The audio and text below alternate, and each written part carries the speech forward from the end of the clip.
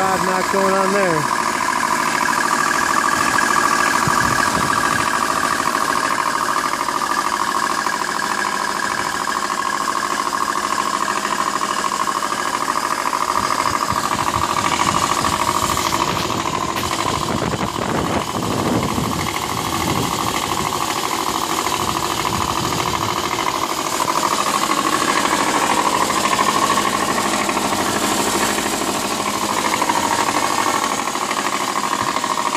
Definitely the right side.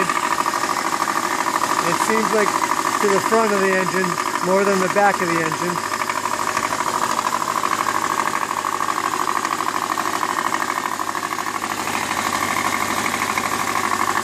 Man, I just want to shut it off. It just sounds so bad. But what's weird, maybe 3 or 4 minutes of warming up, it kind of goes away.